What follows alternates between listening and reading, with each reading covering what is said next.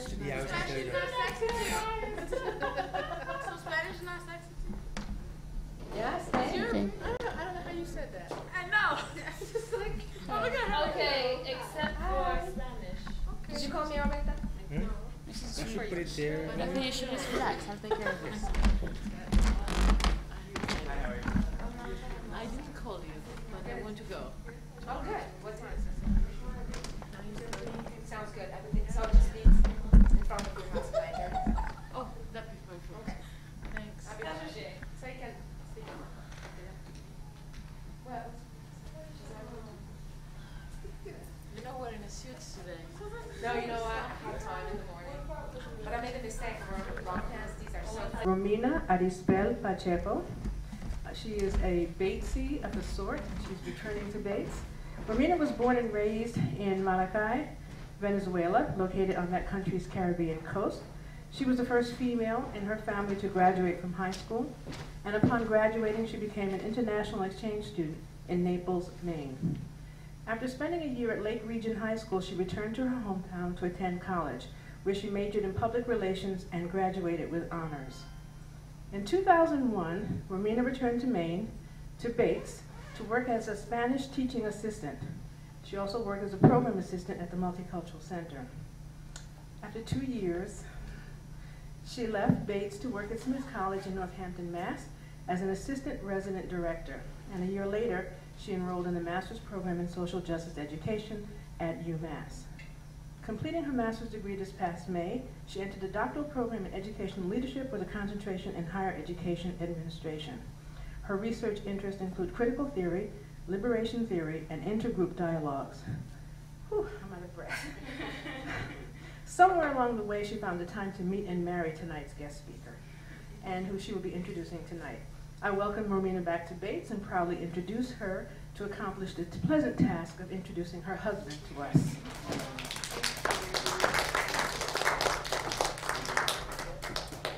Thank you so much, Zerny. I'm going to introduce Pierre, but before I do that, I just wanted to say that I'm so excited to be back at Bates. Zerny said, I feel in a way that I got my undergraduate degree from Bates, even though I didn't, and I feel like a Batesy in a way. Partly it's because I did so much learning and I experienced so much growth during my time at Bates. But it was very funny because when I moved to Western Massachusetts, I was very homesick for Bates. And it was interesting because I never thought that I would experience that while I was here. So, you know, when you're new in a place and you have time for self-reflection and just to do a lot of thinking. And while I was doing that, I kept thinking, why do I miss Bates so much? It's not the weather. I knew that wasn't it. It wasn't the food. I mean, nothing wrong about it, but I know it wasn't that. The campus is beautiful, but I knew it wasn't really the buildings that I missed. And after doing so much thinking, it was the people that I missed, because I had a great opportunity to build a really solid community while I was here. Thankfully, though, after a while of, after I opened up myself to living in Western Mass, I met Pierre, our speaker tonight, and again, I was able to build, that strong community. So anyway, I just wanted to share that with you all about my excitement of coming back to Bates, and why was that? As Zorni said, for the past couple of years or more, I've been focusing and studying a lot of critical theory, liberation theory, and intergroup dialogues. And one of the things that we do in intergroup dialogues is that, besides looking at the systemic way in which oppression operates, is that we come together to share our stories and to learn from each other. Especially stories like the one Pierre is going to share with all of us tonight. Those stories that many times don't get to be shared because they are contained, let alone stories that are written and published in a book. So tonight, what I invite you to do is to listen to what Pierre has to say, because I think it's one of the first steps towards accomplishing what we try to accomplish in intergroup dialogues, which is trying to understand each other and get together and move towards a more just society. So anyway, Pierre Wilbert Aurelius was born and grew up in Haiti. He's the son of a struggling Caperton father and a Madame Sarah mother. And Madame Sarahs in Haiti are women who sell goods and work under really difficult working conditions. Pierre attended and received his first formal basic education in an old church building whose backyard was used as a kindergarten and primary school sponsored by Western missionaries. Pierre would later call these missionaries neo-colonizer. He grounded such an argument on his personal experience witnessing these so-called missionaries sexually exploit young female Haitians while using the Bible as a weapon to teach poor peasants and farmers a gospel of submissiveness and lies. When Pierre was 11 years old, he moved from the countryside to the capital, Port-au-Prince, with his older siblings to continue his education. Pierre finished high school at the age of 22 and attended college when he was almost 23 years old. Although he is the youngest child in his family, he was the first one to finish high school and attend college. While Pierre was in high school, he took part in numerous student movement protests that led to the overthrow of the principal and assistant principal of the public high school he attended. This high school principal was notorious for attributing communist epithets to students who wanted to challenge the status quo and effect social change. As a college student in Haiti, Pierre continued to be politically active. He participated in many student protests against Haitian de facto regimes while he continued to lead a youth organization he founded and presided for 2 years. Under his leadership, this youth organization organized several cultural events that created social space so that many Haitian high school and college students could interact with one another and be connected. Pierre migrated to the United States in 1993 as a result of political and economic turmoil taking place in his native land. In 1997, Pierre finished his bachelor's in human services advocacy from the University of Massachusetts at Boston. In 2001, Pierre earned a master's degree in applied linguistics with a focus on English as a second language from the same university. A former high school teacher in the Boston Public School and currently a doctoral candidate in education at the University of Massachusetts Amherst, Pierre has been carrying out for the last 5 years qualitative and quantitative research in Western Massachusetts that involve urban middle school teachers. In addition, Pierre has taught cultural studies, writing, and grammar courses to high school, middle school, and college students at various institutions in Boston and Western Massachusetts. He has also tutored and academically advised students from various ethnic and racial, linguistic, and cultural backgrounds. His research interest concludes teacher education, colonial and post-colonial studies, critical literacy, critical pedagogy, and pedagogy for self-liberation and liberation of others. In Education Under Occupation, The Heavy Price of Living in a Neo-Colonized and Globalized World, his first book and the title of this talk tonight, Pierre addresses some of these issues that are close to his personal experience. Please put your hands together and help me welcome Pierre Aurelius.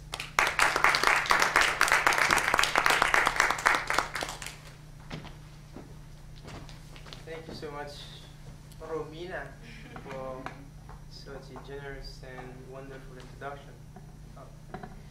And also I would like to thank Zoni Bashra, is that correct? For inviting me to be here to share my work with all of you.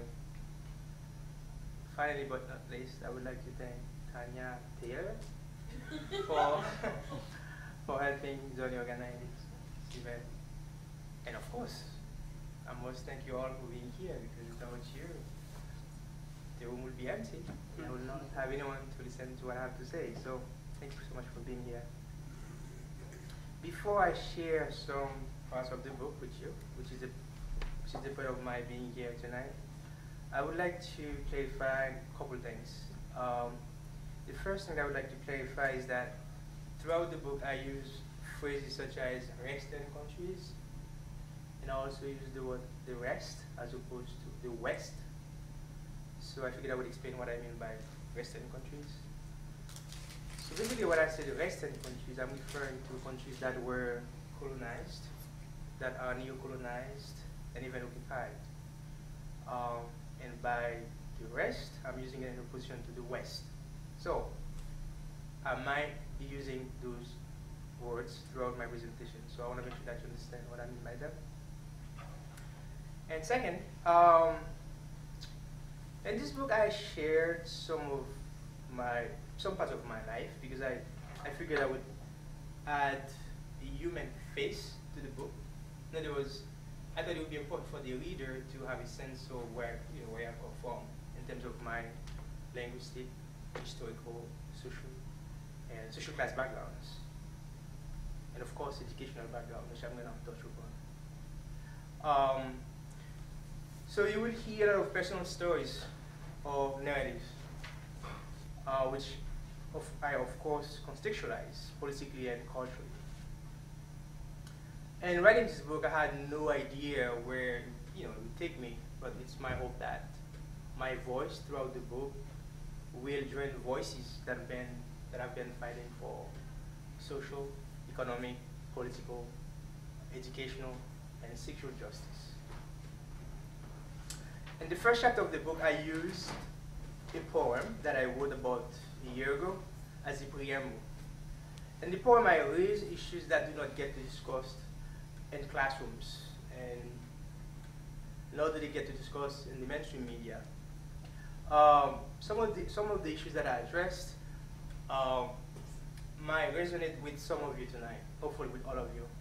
For those who cannot see themselves through the poem because the experience has been different, I sincerely hope that its content will challenge you to think critically, to reflect critically on earned privileges. It's my belief that through critical reflection, people can develop critical consciousness, which in turn might empower them to take action against inequality. So, the poem is called Imagine a Country. Imagine a country where you were born and grew up that has approximately 85% of its people who do not know how to read and write, where schools are a luxury for millions of its people, where the school system is still operating among the debris of colonialism. Imagine a country that is destroyed by poverty and divisions among politicians who are obsessed with power, wealth, and fame, where children and innocent people are killed on a daily basis, where the legal system is controlled by the powerful and functions alone for them alone. Imagine a country where young, beautiful women are the sexual objects of men, especially wealthy men, where young girls are sexually harassed, raped, and beaten by these men, where being a man is defined as having 3 or more women to treat as subalterns. Imagine a country where women are overworked and underpaid in foreign-owned factories, where they produce brand clothes and shoes like Nike for 50 cents or less per hour, and yet do not earn enough money to feed themselves and their families. Imagine a country where the wealthy or those with some kind of economic capital treat domestic workers, maids, as modern house slaves, where politicians and other so-called leaders arm teenage boys and use them to murder their political opponents as a way to stay in power. Imagine a country where human rights are a meaningless concept for those in power and those who are simply armed, where speaking out against torture and government corruption is taken as a threat and can cost one's life. Imagine a country from which you hold your most cherished memories, where your friends and family live, but which you hope to live soon because of poverty, violence, and abuse of human rights. Finally, imagine a country where you are fearful and feeling unsafe because your political stance and ideology are taken as too subversive, where challenging the status quo equates to being a traitor unpatriotic. I don't have to imagine those ugly scenes I just described throughout the poem, because growing up in the poorest country in the Western Hemisphere, I personally experienced and witnessed some of these scenes. Given my social class background, I was not expected to go to graduate, to go to high school and attend college, like Romina mentioned earlier. Instead, like some of my neighbors, I was expected to follow my father's footsteps to become a carpenter. Or alternatively, I could have become a soldier like my father at some point, which for me. A tailor like some of my neighbors, a bus driver, a seasonal worker who does menial jobs here and there for survival. Or, like thousands of young Haitians, I could have become a Tonton Macoute, the Duvalist private army who tortured people who spoke against the Duvalist regime. Out of hundreds of people with whom I grew up, I was one of the few who made it through high school, to which millions of poor Caribbean children do not have access. In fact, in some rural areas, including the ones where I spent part of my childhood, attending enough school to learn the basic reading and writing skills remains a dream for thousands of poor Haitians, Jamaicans, and you name it. Some of these children had to work long hours on farms owned by power brokers who stole lands from the poor farmers, from the poor peasants who could not afford to send the children to school. Though I'm the youngest in my family, I was the first child to graduate from high school and go to college. My older sisters who were supposed to graduate high school before me did not make it beyond 8th grade because my father did not believe in the idea of investing in my sister's education, fearing that they would get pregnant before graduating high school. In fact, my father was not alone in being reluctant to invest in his daughter's education. Many Caribbean fathers believed, and still believe, that girls should get some basic education and stay home to help their mother clean, to take care of their younger brothers and sisters. Although this might not reflect the reality of middle and upper class Caribbean women, it remains a fact that sexism affects most, if not all, women in the Caribbean. My high school and college years within a neo-colonial school system were shadowed by political turmoil that paralyzed the whole country. However, until I became politically aware of this, I lived an innocent, naive, and laissez-faire lifestyle in my native land. I did not realize to what extent this country was being destroyed economically and politically by internal divisions that had resulted from bloody fights among leaders and constant fight for power. Nor did I realize to what extent it was also economically and politically destroyed by imperialist manipulations coming from Western countries such as the United States, France, and Canada. The reason I was able to live such an innocent and naive life was that I did not have the political awareness and consciousness to question what I was taught to be natural and canonical truth. Until I started to question these other things, rather the other things, I was regarded and treated as a good boy, that is obedient, smart, and polite. However, when I began asking pertinent questions about the Haitian school system that was colonial based and most likely still is, my high school teachers, some of my classmates, and others labeled me as an angry, atheist, a rebel, and confused boy.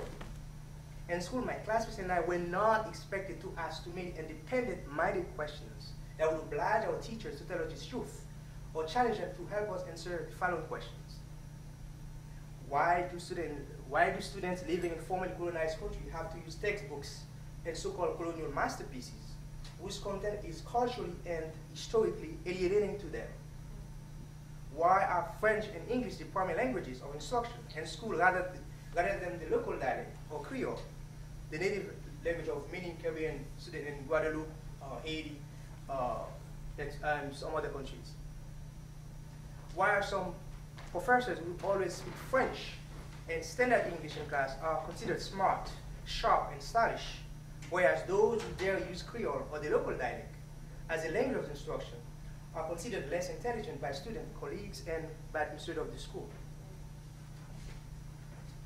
Why do Western neo-colonizing imperialist powers always feel they can intervene in times of political crisis to control the internal affairs of Western countries? Why do farmers feel it's pointless to grow rice, corn, and beans because of an overflow of these products in the native land imported from the West? Spending about 2 years in college in my native land did not enable me to develop a critical mind so I could answer the question I just posed. I had to dig into the works of authors such as Frantz Fanon, Amilcar Cabral, and Albert Memmi to make sense of and critique what I was not allowed to know and question, that is, the imperialist interference of Western countries in my native land. Furthermore, my high school and college experiences within a colonial-based school system did not teach me that growing up an uneducated and poor family should not dictate one's destiny. Nor did these experiences teach me that being poor should not prevent one from questioning why Western countries have been put in a political and economic situations where they always have to rely on Western countries for foreign aid, or to solicit aid from IMF and the World Bank with exorbitant interest rates. Nor did my high school diploma and my 3 semesters at the Haitian State University equip me with the necessary critical and political consciousness skills to understand why factory workers work long hours making shirts, pens, jackets, shoes, baseball, and football equipment for corporate capitalist interests, while they could not feed or clothe their own children, let alone send them to school. Noam Chomsky, who is one of the prominent intellectuals in the United States, has been trying to analyze these issues that I just brought up. Referring to Haiti, Noam Chomsky stated, and I quote, "Foreign-owned assembly plants that employ workers, mostly women, at well below subsistence, pay under horrendous working conditions, benefit from cheap electricity subsidized by the generous supervisor. But for the Haitian poor, the general population, there can be no subsidies for electricity, fuel, water, or food. These are prohibited by IMF rules on the principal grounds that they constitute price control," end unquote. What Chomsky talks about in this quote reflects the sad reality of neighbors and relatives in the neighborhood where I grew up. I remember my neighbors and relatives having to work 10 to 12 hours a day, and yet they frequently had to borrow money from other neighbors and family members to feed their children and pay their bills. Selling their labor force for hours in those foreign-owned factories did not enable them to improve their living conditions. On the contrary, these conditions had gotten worse from weeks to weeks until they were sent home after the closure of these factories. Even though I was then a young boy, it was not hard for me to make sense of their miserable conditions. The tired and miserable looking face combined with the sad stories about their jobs were the vivid testimony of their inhuman working and living conditions. As you can see, being born and raised in a country that was colonized is a challenge for people like myself. Because the reason is that the shadow of colonialism continues to follow you wherever you are. How is it throughout your journey in life? The fact is that the legacy of colonialism overshadows the multifaceted aspect of post-colonial subjects like myself. In this sense, I would say it's quite reasonable to argue only post-colonial subjects are the best position to understand how it's like to feel post-colonized. For many of us, colonization is not over because we continue to be surrounded and subjected to colonial practices via many public and private institutions such as schools, churches, families, workplaces, and the mass media. I would argue that colonization has merely taken a different ideological, economic, and political form as the history of the world has changed in the last 50 years or so. Even when some of us are not able to deconstruct lies embedded in colonial masterpieces about our identity, culture, and history, we still continue facing the challenge to fight for an accurate representation of ourselves through text, whether it's written, visual, or graphic, or all. My argument is that the material disaster that came along with colonization is not as profound as a psychological scar it has caused us as post-colonial subjects. The legacy of Western colonialism has been carried over in the neo-colonial and neoliberal era, and it's pervasive. To be precise, the ongoing Western policy of cultural and historical misrepresentation of post-colonial subject might be subtle, but it continues to cause damages to our subjectivity and sense of self.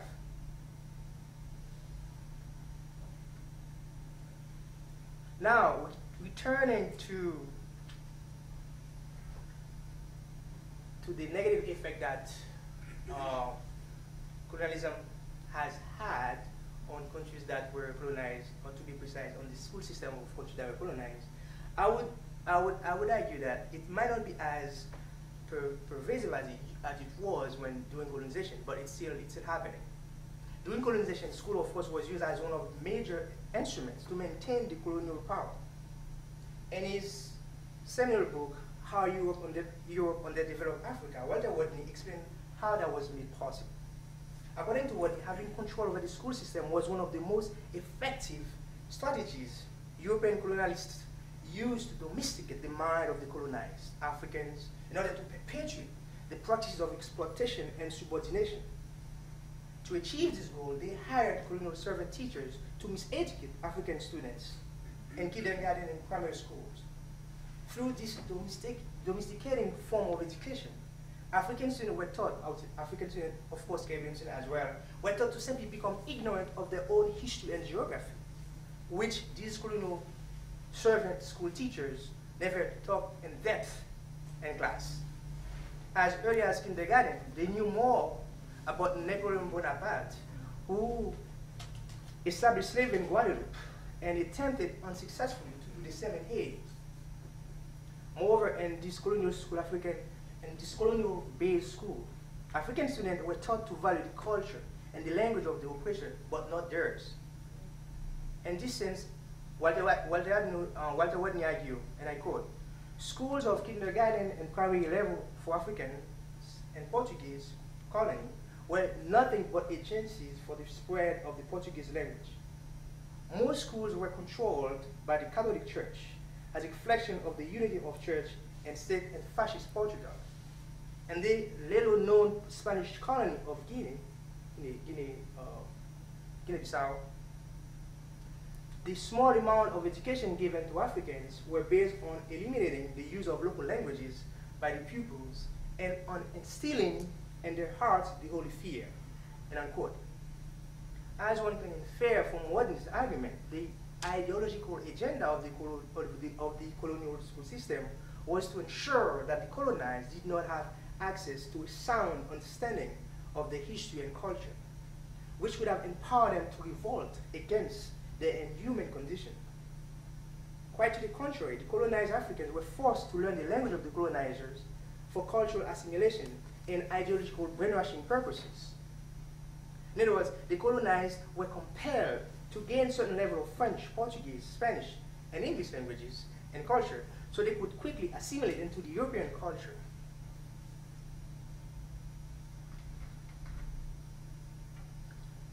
Similarly to the English-only movement in the United States, supported by intellectuals such as Hirsch and Bloom, this form of servile cultural assimilation during colonization was part of the agenda of the colonizer to maintain the status quo. The colonial form of education that was made available to African students was an instrument used to subjugate them while serving the corporate capital interests of the colonizers. As one goes on to add, and I quote, colonial schooling was education for subordination, exploitation, the creation of mental confusion, and the development of underdevelopment, and unquote. What has been happening in the school system of neo-colonized countries, such as Haiti, is not as prevalent as to what occurred in colonial school system during colonization. However, it's undeniable that the educational legacy of colonialism continues impacting the school systems of countries such as India, Tanzania, and Haiti. For example, in my native country, Haiti, even after 200 years of independence, the language of the French colonizers is still valued over the Haitian native language, Creole. When I was in middle school and high school, from mid-1980s to early 1990s, all of the textbooks that I had to use for class were in French. Nowhere in these textbooks, either on the cover or inside, were there pictures that reflected the reality of Haiti. These textbooks were, and perhaps still are, a reflection of the cultural and historical reality of France, realities to which Haitian students like myself could not relate. As a result, a great number of Haitian students, myself included, felt linguistically and culturally homeless because there was a connection between what we read in these textbooks and our culture. In fact, as a high school student, I always felt foreign and culturally and historically alienated reading stories in these textbooks, whose cultural and historical baggage was irrelevant to my lived experience.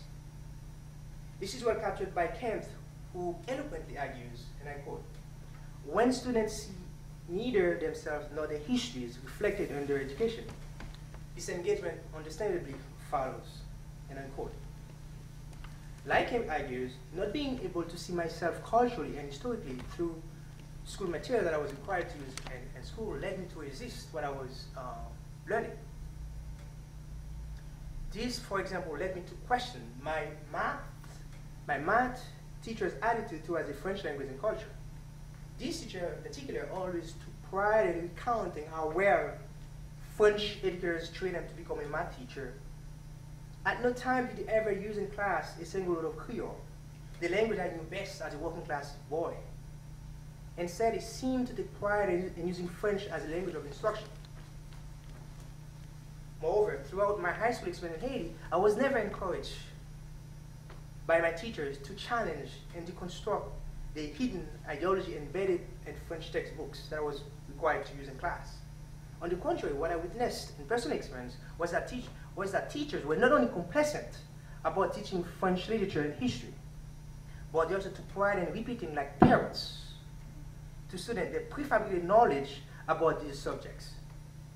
At no time did I recall my high school teachers attempting to question and challenge old French values, beliefs, and ideology embedded in those French textbooks that were imposed on them to teach. Consequently, Haitian students like myself spent years from elementary to middle and high schools absorbing information that had no meaning to our lives. In fact, information acquired from these French textbooks structured, set up my mind in a way to accept passively and reproduce the false idea that French is Haiti's mother tongue and source of knowledge.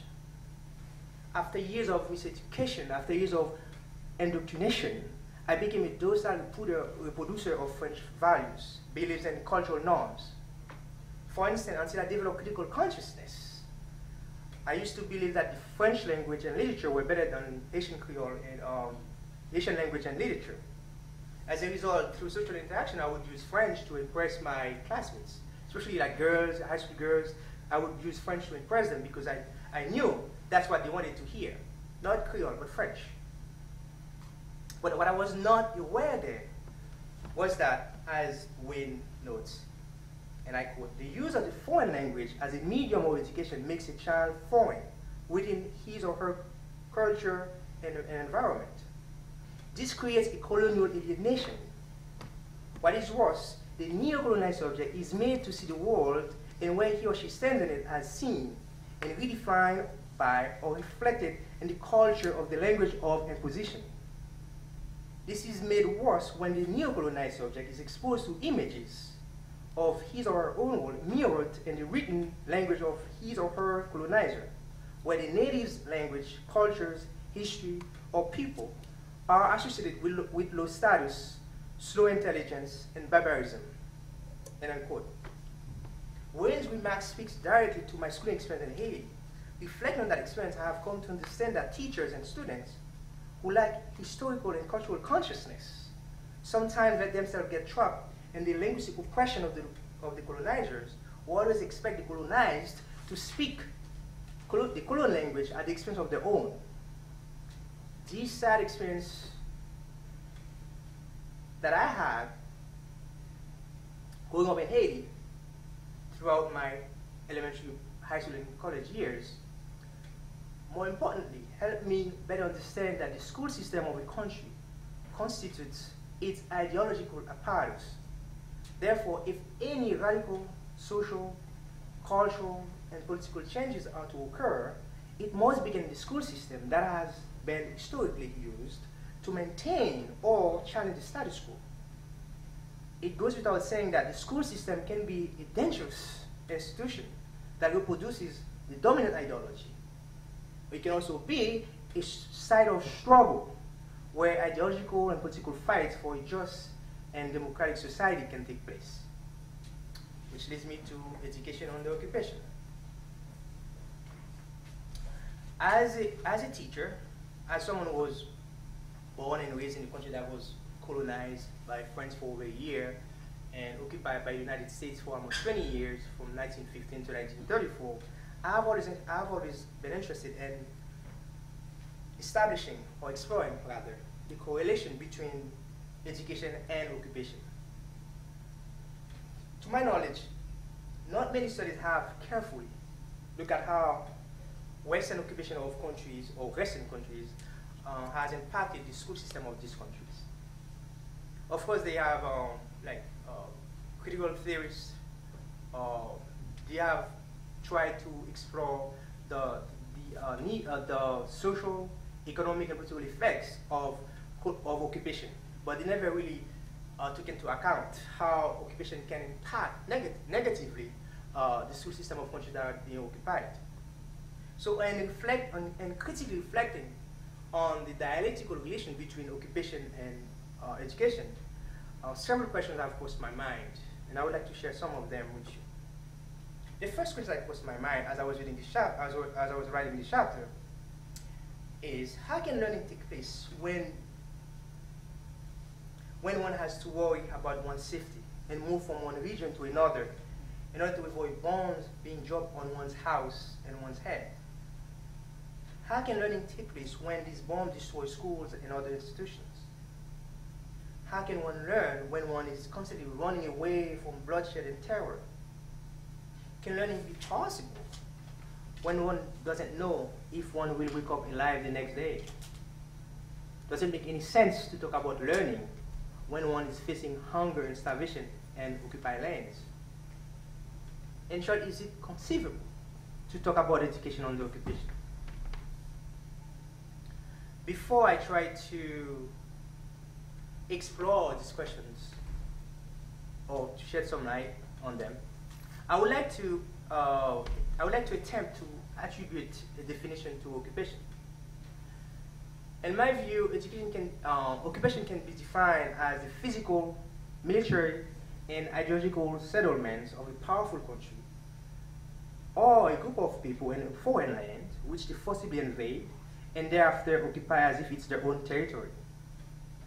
During the early stages of occupation, the occupying forces often use the media as a means to propagate, to spread lies and false hope about the violent act, because occupation is always done through violence, while instilling fear in the psyche of the occupied. During these stages, what helps sustain the occupied is not so much the infrastructure of the country that they occupy, because such infrastructure is usually destroyed, dismantled, during the military operation that leads to the occupation. Rather, it's the ideological apparatus that they put in place in the occupied land before, during, and after they occupy it.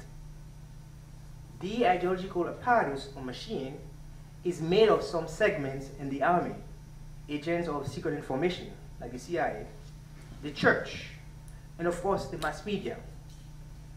Through such an apparatus, ideological agents of the occupying imperial force try to control the mind of the occupied. Because once they control the mind of those who are being occupied, they can make them whatever they want.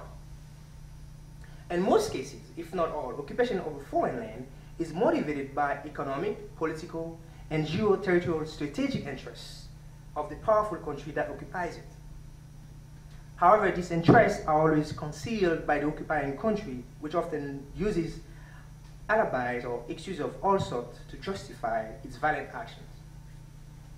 Besides the harmful effect that occupation has on education, which I shall talk about in depth later, it harmfully affects the environment, the culture, the subjectivity, thus the life of people living in occupied lands.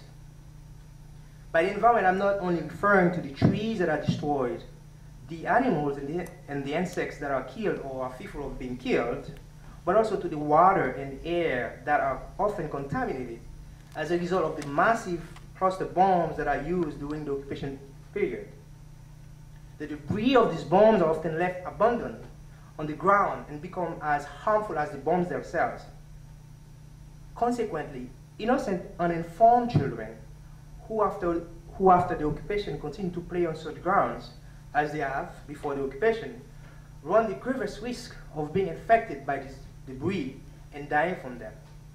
This is the human tragedy that's not often reported in the media, in the mass corporate media.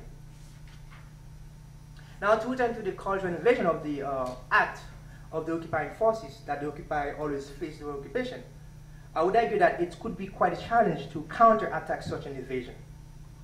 The reason is that the Western occupying forces always have at their disposal resources to control the media and the target land.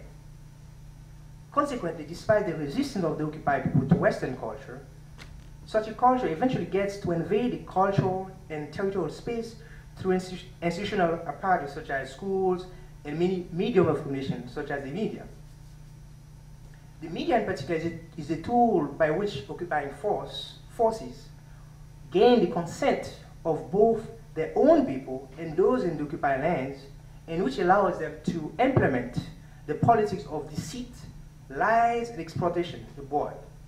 By that, what I mean, when the United States was ready to invade Iraq, what Bush and his team would do, they would try to gain the support of people living in the US, and of course, try to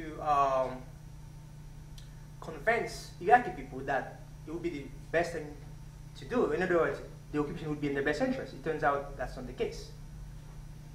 But I must say though, throughout history, occupation has been the expansionist project of Western imperial powers, starting with the Greek and Roman empires. It has been carried over by Western countries such as France, Great Britain, Spain, Portugal, and more recently the United States, which became an economic, military, and political powerful country, especially after the Second World War. It is important to mention in passing that it's not only Western imperial powers that have invaded and occupied foreign lands. Non-Western countries such as China, Indonesia, and Israel have invaded and occupied countries such as Tibet, East Timor, and Palestine. Although these countries, these non-Western countries, they are supported by the United States and Great Britain. Occupation also takes place in other contexts besides the context in which an imperial power occupies a non-imperial power. Certain ethnic groups might occupy other ethnic groups living in a different region, though they might share same national territories. In this sense, occupation is like a form of control of a perceived weaker ethnic group by a stronger one. We have seen examples of this form of occupation in Sudan, Sierra Leone, Liberia. But regardless of the form and shape of any occupation and the economic and political interests that inform it, occupation is a violent act against the occupied people.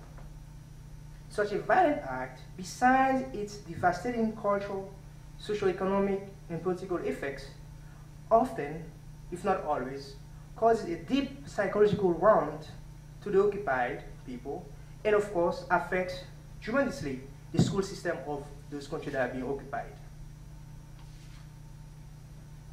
In other words, the cultural, socio-economic, and political system of an occupied country are not the only components that get damaged during occupation. Equally damaging is the school system of the occupied country, through which the occupying power circulates its lies and falsification about the history of occupied people. To achieve such a goal, the occupying forces try to control the school system of countries that are being occupied by getting rid of teachers who pose a threat to their corporate interests and hiring new teachers who serve such an interest. In some occupied lands such as Haiti and Puerto Rico, the occupying forces, meaning the US, brought in teachers from here to teach students in the occupied territories such as Haiti and Puerto Rico. And they did that with a clear objective in mind, that is to indoctrinate the occupied students by teaching them the language, cultural values, beliefs, even the history of the occupied forces.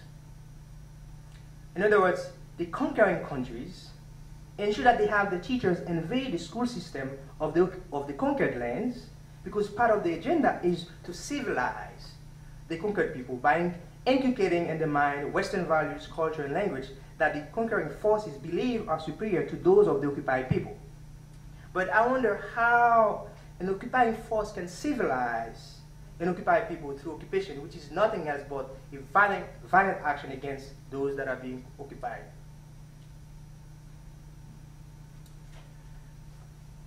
To conclude, I would simply say that as Western imperial powers have shifted their economic, cultural, social, and political policies from colonialism to neo-colonialism, it's imperative that we, post-colonial subjects, I would rather call them neo-colonial subjects, and allies, stay ideologically and politically alert so that we can map out such a gigantic shift and resist it.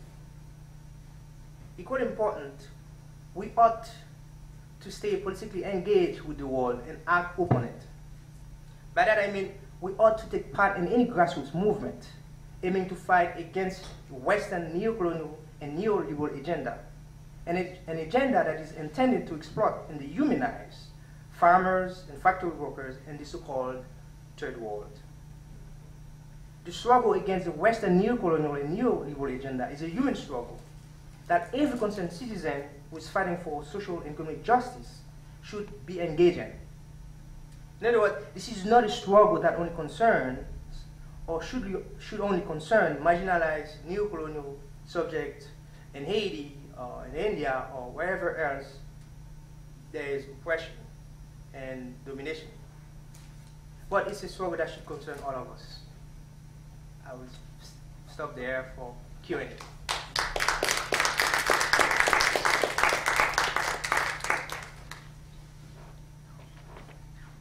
I would just have a dialogue instead of Q&A. In other words, we can just have a conversation. That will only be the main focus, I guess. I won't have to answer all the questions. Yes, sir. Personal question. I don't know if you want to answer it, but I'm just wondering, how did you start the question? I mean, you alluded to that somewhat in your talk, but I'm just thinking, was there an event, an experience, something that sort of opened your eyes? I think what you grew up with was not the way it had to be. Yeah. Oh, well, when I was in high school, I clearly remember when I was 19 years old, I met a guy named Paul Asensio. He was like a mentor to me. So he really helped me shape my vision of the world. Up until I was 14 years old, I was very naive. When I turned 16, I started questioning things, but I didn't know how to make sense of them because I didn't have the language. So meeting Paul Asensio really helped me develop a critical language to not only to question, but to analyze things that did not make sense to me, things that I thought weren't just the way I was being taught in school. So that's how it started. And of course, when I moved to the US, I met some incredible professors at UMass Boston, Pepe Lestina, Donaldo Macedo, and I started reading Franz Fanon, whom I really admire. So those authors and professors and even friends, they really helped me have different understanding of the world, different understanding of my past, which informs my present, and which will also inform my future.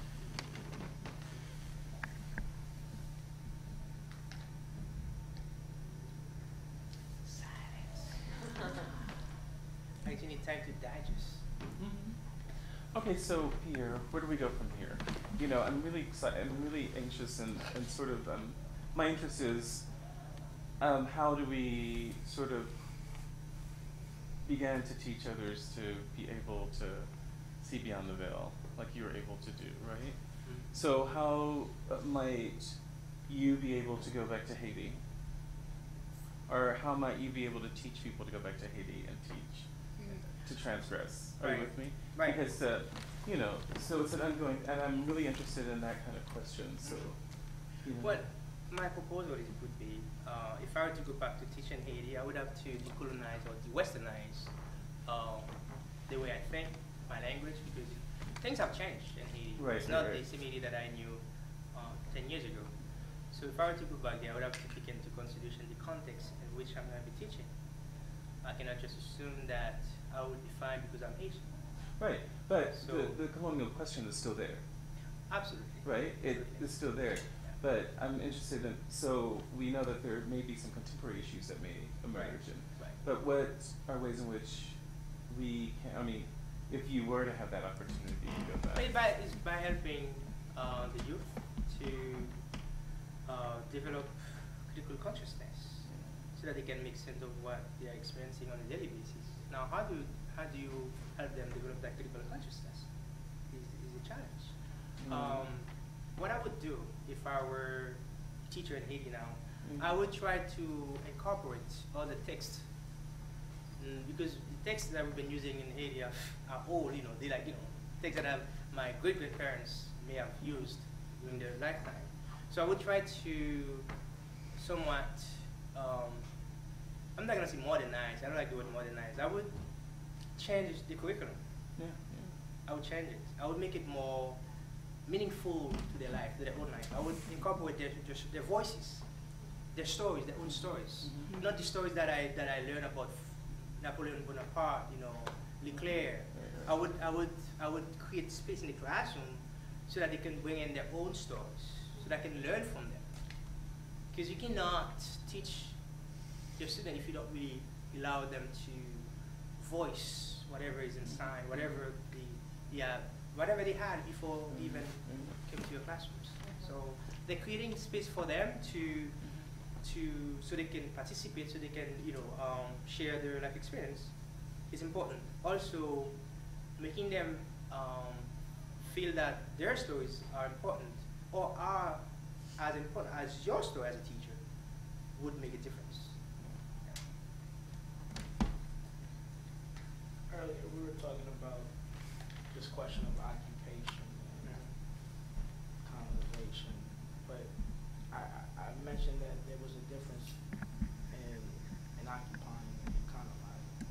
But can you, if you wouldn't mind, can you elaborate on what I was saying earlier? I think I'm what you're saying. Why don't you say it again so that what you were saying? Well, we were talking about just the distinction between Haiti's occupation of the Dominican Republic, which is on the same island, and we're in relation to the U.S. occupying Haiti. So I said that there was a distinction, and I don't know, did you agree or? Well, what was your you said there was a distinction. What was it? I don't quite recall. I didn't say it. He didn't say it, yeah. Oh, What's what's the I'm distinction? asking you though, do you agree that there is a distinction between the two forms Well, of occupation? I would say it depends on what informs the occupation. In other words, Haiti invaded the Dominican Republic during Boy. That's what you're referring to, right? Because Boy was trying to unite the island, the two islands, but that did not work because the approach that he had was somewhat oppressive. Whereas the United States invaded Haiti with a clear objective in mind, is to make sure that they have control over Haiti. Because Haiti, geographically, the United States needs Haiti so that they could have control over Cuba. So some people would assume that why would the United States be interested in invading Haiti? Because Haiti doesn't have a lot of resources, it doesn't have oil. But I think they're wrong because the geographical space matters, okay? But Haiti, let me just go back to the U.S. invasion of Haiti. I'm just gonna speak to the facts. The United States there was some kind of civil, war going on in Haiti. So the United States used that as an excuse to invade Haiti. But they had that plan way before the so-called civil war that took place in Haiti. So when they went there, they exploited all the resources that we had. Even the money that we had in our own bank, they took it out before they left. And they left behind an army that's been so oppressive to all of us, Haitians, except those who are in power. So I think there is a clear distinction between Haiti's occupation of the Dominican Republic and Haiti's occupation by the U.S. because the objective was not the same. What do you think? What do you think?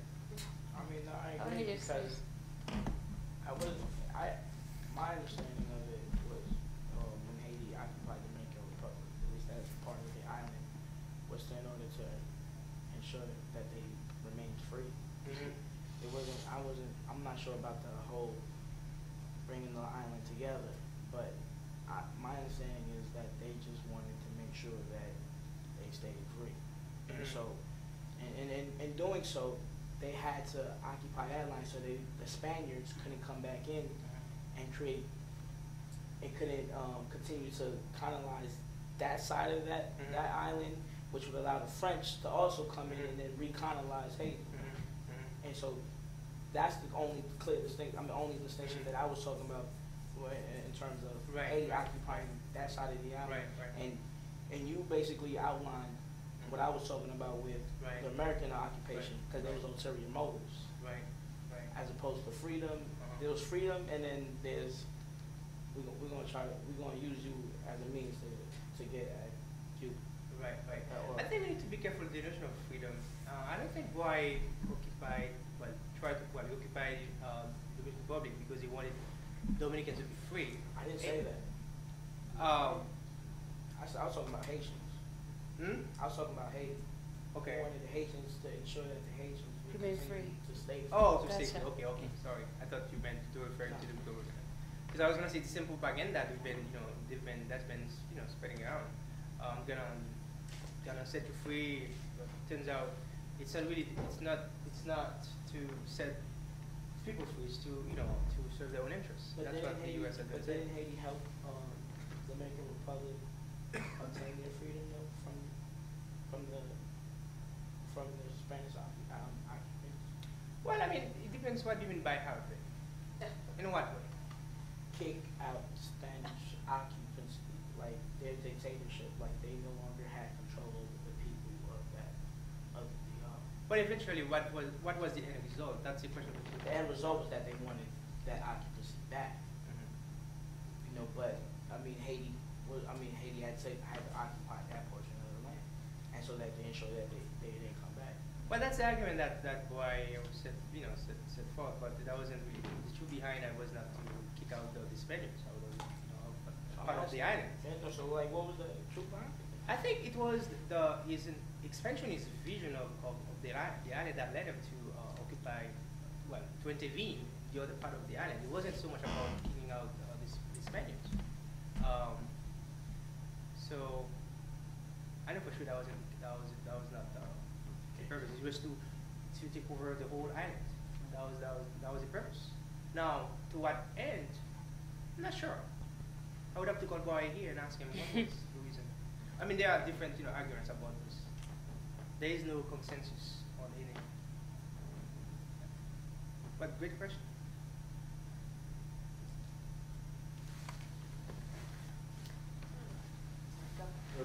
Go ahead. I'm not sure this is a very interesting question, but I was raised in the French system where I'm North African, so I'm colonized by the same people, French. And I was educated in French, and my sense is that out of that education, I kind of developed two minds, two cultures, who don't overlap all the time. Sometimes they're in conflict, but it seems like I have two sides of my personality, like two sides of my mind, and I can turn one on and off any single time I want. I have total control on it. You didn't give me that impression of saying I'm at peace with my French culture and my Creole culture. You always talk to, at least I have that impression that the French culture invaded your native culture, correct? Whereas I think about it exactly the opposite, where I have two civilizations, I have two cultures, and I have two sets of minds, per se, correct? Okay. So I see it as a plus. Well, my grandparents didn't see it that way because they had to find the French and kick them out. But from my perspective, it was all positive. Not all positive, but it didn't have all negative sides. There were some pluses to it. What is your input? Interesting. First, well, I would begin by saying it depends on your social class. Someone from the privileged class in Haiti would have the same argument that you have. No, thank you for Well, I'm not saying that you're from the upper class, privileged class, but someone class matters, wherever, not only in Haiti, but anywhere in the world. And the people who are from privileged class, the privileged class in Haiti would have that argument that you just said. They would say, well, I'm so glad that I was able to develop maybe two identities. That's some of the arguments. That's one of the arguments that they have. But what we need to understand is that when the French invaded Haiti, and when Haiti was colonized, even after Haiti became independent, we were not given a chance to develop our own identity. So the French colonizer wanted to impose whatever they had, whatever they thought would be good for us. So there was no room for us. There was no room for Haitian culture up to this point. Creole is not valued in Haiti. That is important. how many Haitians speak French? Maybe like 5%. So we did not have what you had going on. So it was pure oppression on us. Like in some school in Haiti, students are not allowed to speak Creole. If you go to a private school, you are forbidden to speak Creole. And how are you going to develop two cultures when you are forbidden to speak the language that most Haitians speak? Well, I think that's very true of most, I mean, even Morocco, by the way, you know, French is still the language of commerce. And, you know, I remember a struggle with my students, and I was teaching in the Department of English, and I stopped in French because I was like, well, why am I using the colonial language? And I started speaking Arabic, and the students just went crazy, you know, and then why aren't you speaking English? And so I think that's the constant thing. I'm really interested, that's a great question, because immediately I think of Stuart Hall's, I don't know if you're familiar with this essay on negotiating Caribbean identity, and when he leaves Jamaica and he goes to London, and, you know, so his mind is all confused. And I also think of Fanon, in a way, that notion of always sort of being in that space of negotiating that veil. Because I never think that it's about a duality of cultures or identity, because remember, Stuart Hall reminds us in a way that identity is like a pie. You know, we have all these experiences, and we carry all of that into different spaces, though one slice might be privileged a little bit over the other. But I think it's really fascinating because when we talk about colonization, Sri Lanka is very clear that there's never, you know, he's sort of adamant that the colonization is always sort of a bad thing. Well, I'm not saying colonization. No, I'm not negating what you're saying. But I'm just saying that the God, when he invaded North Africa, said, "We're here to civilize you," correct?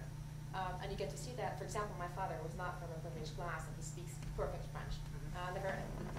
Did not learn Arabic, so does not know how to write his name in Arabic. But he came out of that being an engineer, and I had a PhD. So my point is, yes, there are negative. That, again, my situation is very different from my grandparents. My grandparents would tell you a very different story. But my sense is, you create your own identity from these two cultures, correct? You've got to come to term with what you are, correct? And you got to borrow from both. And I don't see where the problem is. Especially, and I'm an economist, I will tell you that now in the world, if you want your kids to have a good education, have access to what we call the language of technology, you have to teach them English, correct? But that's the thing. That's the thing wrong. I think it's different. I'm not saying that we shouldn't learn French. We shouldn't learn English. Of course, I'm proud to be speaking 4 languages, and I think speaking 4 languages will help me learn another language if I were, interested in learning another language. This is not the issue. I'm not saying that we should